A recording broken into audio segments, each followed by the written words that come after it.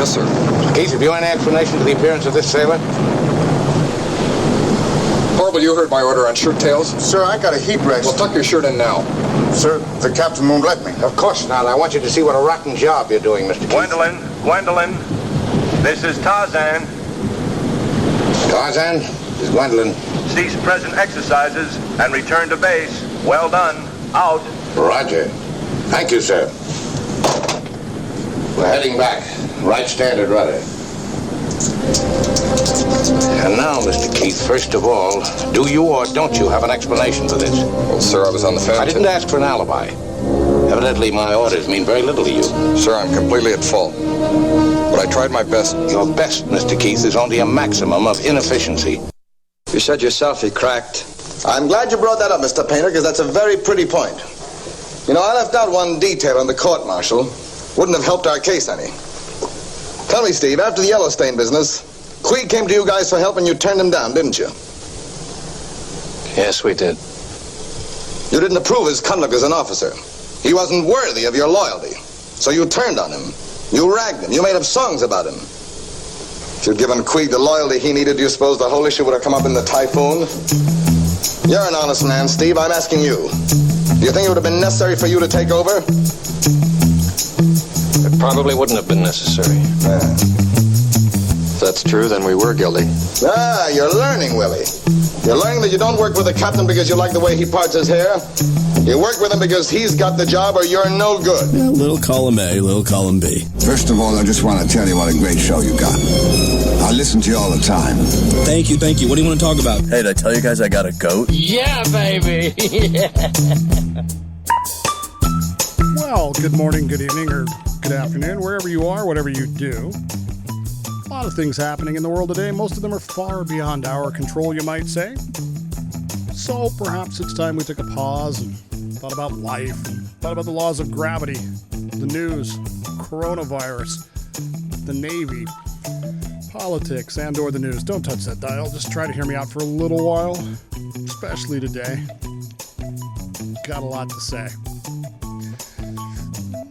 So the captain of the USS Theodore Roosevelt was relieved the other day, and this seems to have caused a political firestorm. Why?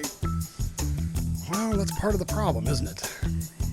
Like the USS McCain and the ships before that with the collision, it's amazing how many all of a sudden nautical experts there are, Navy experts there are on Facebook. And here's the problem. All of them are wrong. What else is new? Am I right? Here's how you get a hold of me. The text machine is area code 209-565-DAVE. It's 209-565-3283. The email Dave at thedavebowmanshow.com. And of course, we're on the web. Choose your preferred non-denominational web search browser to take you to thedavebowmanshow.com, or look for The Dave Bowman Show on Facebook, Twitter, and iTunes. Ego Barberi Capulus et Olive Aver. I drink coffee so that others might live. Yes, I know the microphone's in a different place. My boom broke, so I'm making do. Sorry. Can't believe you really want to look at my mug that much anyway, but let me caveat today's show a little bit. So, two things I want you to know. Number one, this is a show that numerous people asked me to talk about this topic. It wasn't a topic that I would have picked, but there was enough interest in it, and enough people that wanted to know specifically what I think about it, that I got together now, Monday instead of Thursday, which is when I normally would do the show, and put this together for you. Number two, I want you to save your comments until the end of the show. If you're watching this on Facebook Live, just put your hands in your pockets or on your lap. I want you to, if you're listening to it on podcast and you've got your email program open, just put it away. Okay? I'm going to piss you off. I'm just going to tell you that. At least half of you are not going to like what I have to say. But wait until the end of what I have to say. At the end of this, if you can honestly answer the question that I'm going to leave you with, then maybe we can have a conversation. But otherwise, I just don't really think there's that much to talk about. I really don't. That said, I will proceed on. I will ignore all comments that are made prior to the end of the show. If you send me an email in which it is evident that you did not listen to the entirety of the show and you do not answer the question, I will just delete your email, because it's obvious that you're more about a political argument than you are about what's really going on here. The Navy is what it is, folks. It is not a yacht club, okay? I don't know where people get this mentality that it is, but it isn't. It is a fighting force. It is a warship. It's a group of warships that are designed to break things, destroy things, kill people. That's what the Navy does. And we have to be ready to do that all the time. We have been in a state of war. I don't know if you knew this or not. We've been in the state of war since 2001. Every day, there are existential threats, physical threats to the United States of America, which the armed forces, the Army, the Navy, the Air Force, the Marines, and the Coast Guard have to be prepared to meet. And you have to meet those threats with violent force. And to achieve that violent force requires several things. One, it requires equipment that is top-notch, or at least workable. Number two, it requires an immense amount of training. An immense amount of training. I was a ballistic missile fire controlman. I'm just going to say it, I was the best one there was, but you can take that for what it's worth. But the fact of the matter is that I trained for almost 2 years before the United States Navy. The Navy paid me for 2 years before they ever let me near a submarine, ever. They made sure that I was competent, that I was trustworthy, that I was trainable. That's the big one right there. Because even after 2 years of schooling, basic training, submarine school, A school, C school, and even a tech school, after all of that, that's when your training starts. When the day you report to the boat and they say, okay, now you can actually begin to learn things. You can begin to learn your submarine qualifications. You can begin to learn your watch qualifications, and you actually begin to learn your job.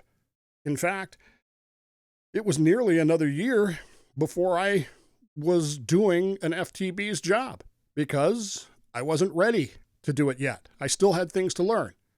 You could make the argument that 3 years of training went into me sitting down at that panel before I ever put a finger on it to even change it to fire control test mode. Now, maybe that's extreme, maybe that's hyperbole, but it's true. Before I ever qualified fire control supervisor, it took about 3 years. Just a little under, actually, but, be that as it may, the Navy needs people who are highly trained. They need people who are trainable. They need equipment that works. And they need people who are willing to do what has to be done, who will follow orders. Now, you hear a lot of this BS about you have to only follow lawful orders. And you will hear a lot of Philadelphia lawyers and a lot of E4 mafia people use that phrase. Well, we only have to follow lawful orders. Well, who gets to decide what's a lawful order, numbnuts? Who gets to decide that?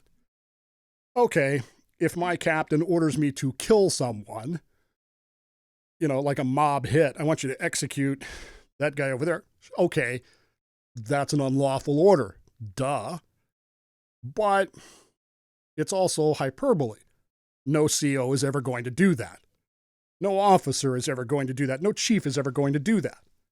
And if they do, you will not be in trouble for going to your chain of command and going, I got a problem with what he's told me to do. And I don't know if this is lawful or not. That's how you handle a questionable order. That's how you handle something that you're not sure about. You ask a simple question. Okay? And that question, by the way, is not why. Because the answer to the question why is because you were ordered to do it. It doesn't matter what it was. Bowman, go clean the forward head. Bowman, go grease muzzle hatches. Bowman, get qualified chief of the watch. Bowman, do this. Why? Because it's your freaking job, moron. Do it. Okay. I'm I'm with you there. I can accept that, and I can begin to understand those things. Which is why when we turn to this question about the Theodore Roosevelt and what has developed over this case, and one of the reasons I don't like talking about cases like this is because we don't know the entirety of the story. We just don't know, folks. We have what we see in the newspaper and what we see on television and what we see on Twitter. We do not know what actually happened aboard that ship. We don't know. And we're probably, I know this sounds weird, but we're probably never going to know. That's the reality of the world. It's like the Tiger King video. I don't know. I was telling Rod today, I watched that, and I watched the whole thing. I binge watched. It's kind of funny if you think about it, because I don't binge watch stuff, but I binge watched that. But there's a scene in there where the Tiger King is running for the governor of the state of Oklahoma. And in running for the governor of the state of Oklahoma, he comes in third. He gets 19% of the vote. And they show you a graphic. He's first place, second place, third place, the Tiger King, 19% of the vote. And you look at that and you go, wow, Oklahomans gave him 19% of the vote? Wow, he must be really popular. He must have really resonated in a very Trump-like way with these people. And they just leave it there and they go on their way. And what you don't know, what they never tell you is he finished third in the Libertarian primary. He got 660 some odd votes. That's it. So while it's technically true that he finished third, it's not the complete story. It's not everything. And when it comes to the world of the Navy and the military in general, there's a thing called need to know. And if you don't need to know something, they're not going to tell you. And everything you read from all of these people that have opinions about this whole thing, ask yourself a simple question before you react to what they say. Do they have a need to know what went on aboard that ship? And if the answer is no, they're not a crew member, they're not a member of the chain of command, they're not a member of whatever that's related to that ship. They don't know anything. Folks, they have opinions. Everything you're seeing is an opinion, except for the statements and the information from the people who have the need to know. That's it.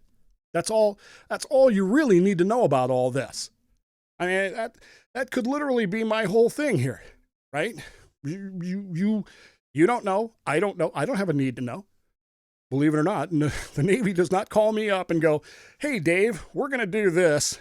We want to know what your opinion is going to be about it before. What are you going to talk about it before they do it? As far as the Navy's concerned, who's Dave? We appreciate the fact that he was in the Navy. We appreciate the fact that he loves the Navy. We appreciate the fact that he talks well of the Navy. But you know what? He's not on the checklist of people who have a need to know about what went on aboard Theodore Roosevelt or any other ship for that matter.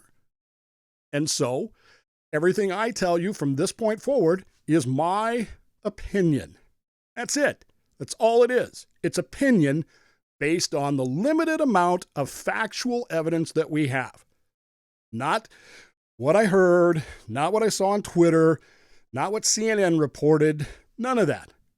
It's what we know. And beyond that, I really couldn't care less. I really couldn't. We know that the USS Theodore Roosevelt was deployed to the Western Pacific Ocean. And recently, it visited Vietnam. We know that they made a port call in Vietnam some weeks ago.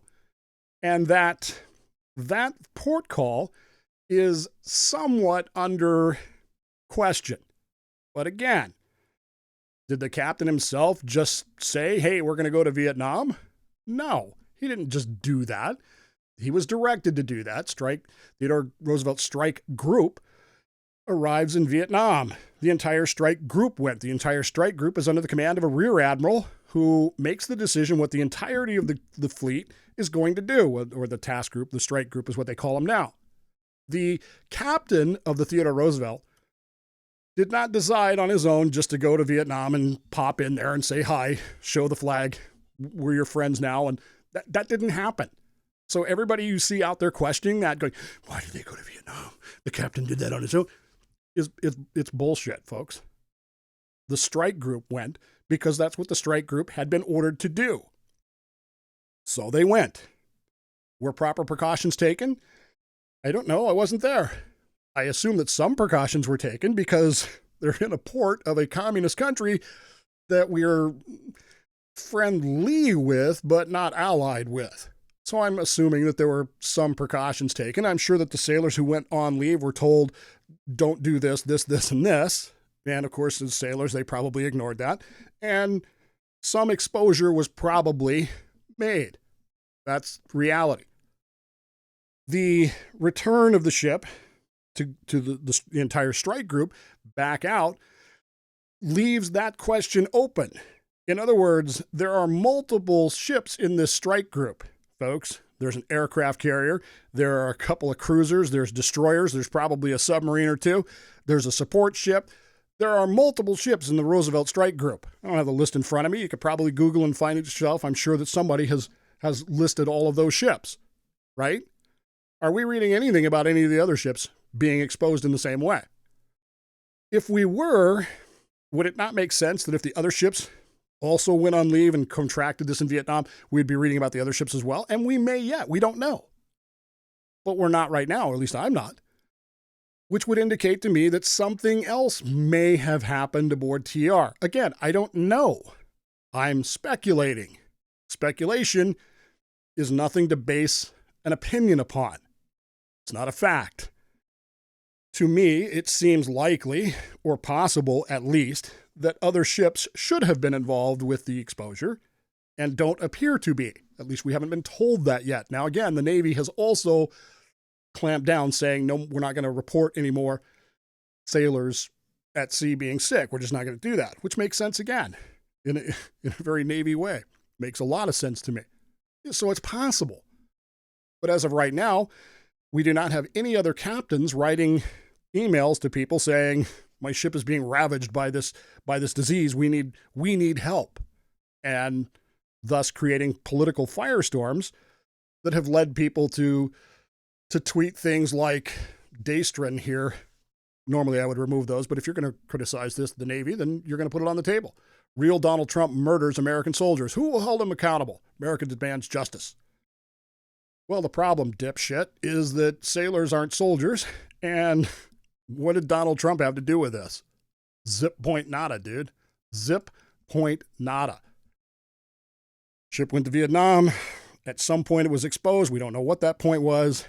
Captain ultimately sends out his email and is relieved for that email.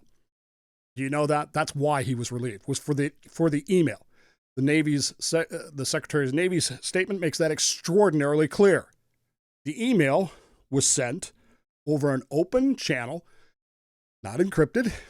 It was not, repeat, not cleared by the strike force commander first. In other words, Captain Crozier, whether you like him or not, whether you think he's a hero or not, did not do the one thing that every sailor that ever lived has had pounded into them from the day they arrived at basic training or the Naval Academy. You follow the chain of command. Even if you think it's an unlawful order, you go sideways on the chain of command. If your CEO tells you to murder somebody, you go to the XO and say, help.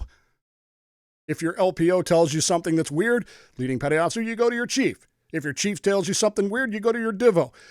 There are processes for this that are as old as the United States Navy, as the British Navy, as the Royal Navy, as every Navy that ever sailed the seven seas. Do you understand that? You do not go outside of the chain of command. And if you do, you better have a damn good excuse. Now, you could argue that Captain Crozier had a damn good excuse. My ship is being rocked. I'm responsible for the safety and security of these sailors, and my ship needs help. And you would be correct. And I would be correct by saying, I would agree with Captain Crozier. Your ship needs help. But you don't send that request via an unsecured email bypassing your strike force commander. Now, again, this isn't my opinion. This isn't something that I think happened. This isn't something that I read on Twitter. This is what the Secretary of the Navy said, folks. The Secretary of the Navy made this statement. You can read it for yourself at navy.mil.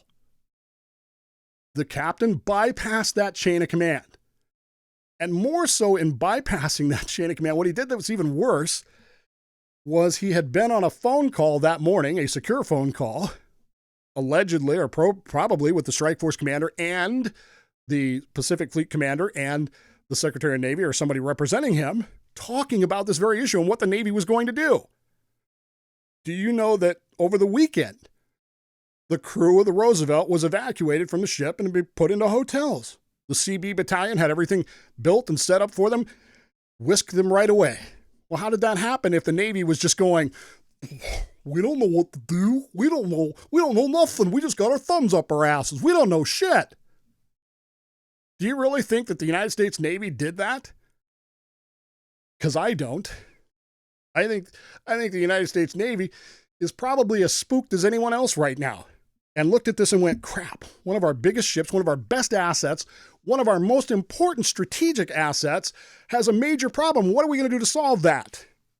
Let's get the CBs on Guam. Let's get them to build isolation tents as they come off the ship. Let's get them in the hotels. Let's rent all that stuff, which all the way, by the way, doesn't happen like that. It takes time. It takes orders. It takes logistics. It takes movement. And Captain Crozier, by the way, knows that. How does he know that? Because he's a freaking 06 in the United States Navy. He knows that. He also knows, and I mean knows, without the shadow of a doubt, beyond, it's as certain as the sun rises in the east and sets in the west, folks.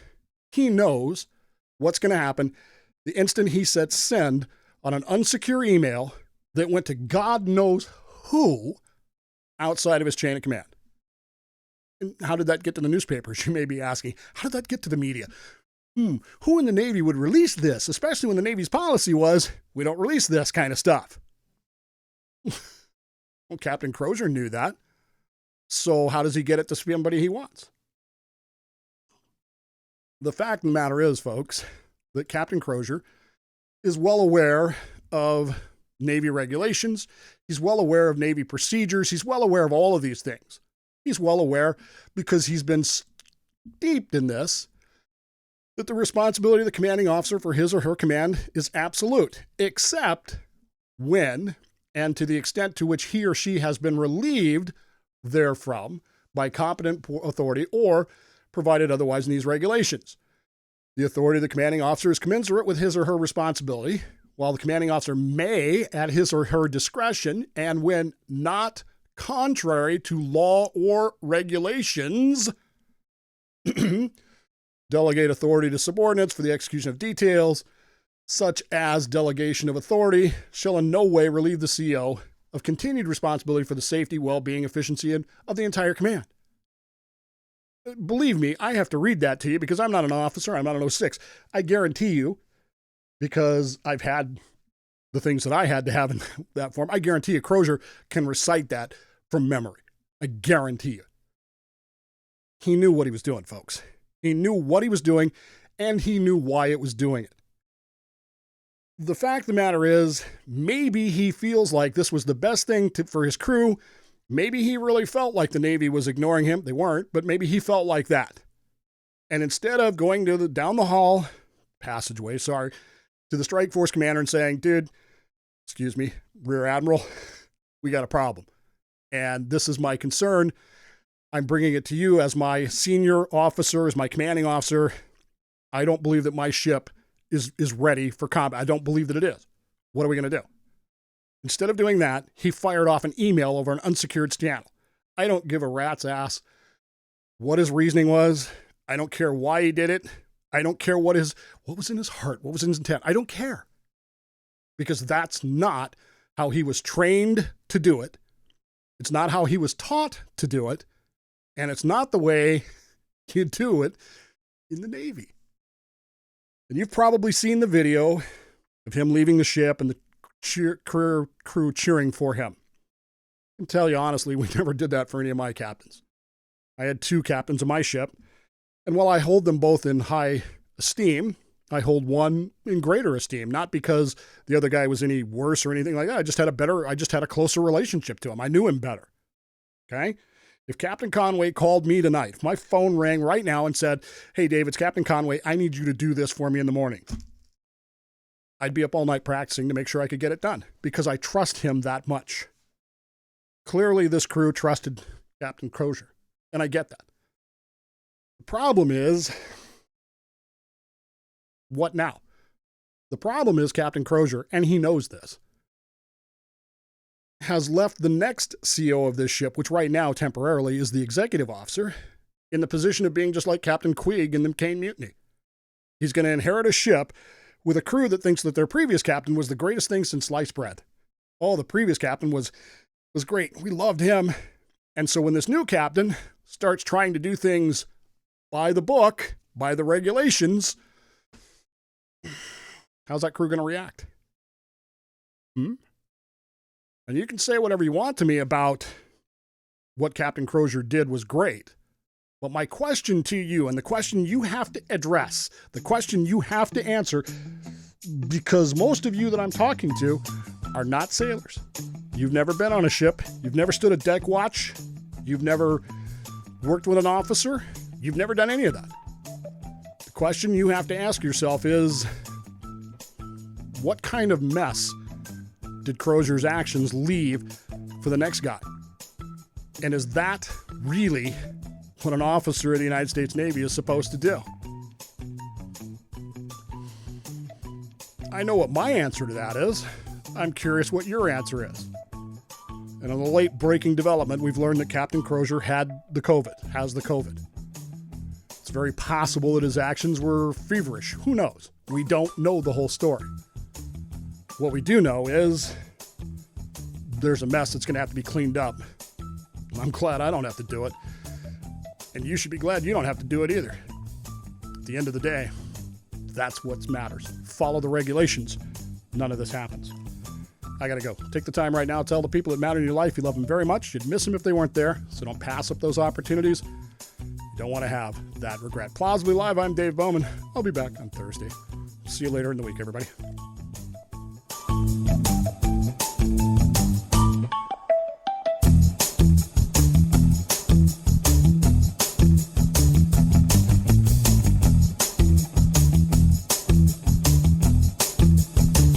The Dave Bowman Show is a Slippery Fish Entertainment production for the Podcast 99 Internet Radio Network. For more information or to complain about how the show offended you, the text or voicemail number is 209-565-DAVE. For more information about the show, log on to thedavebowmanshow.com. Hey, I'm going to go do something productive. I'm going to go watch television.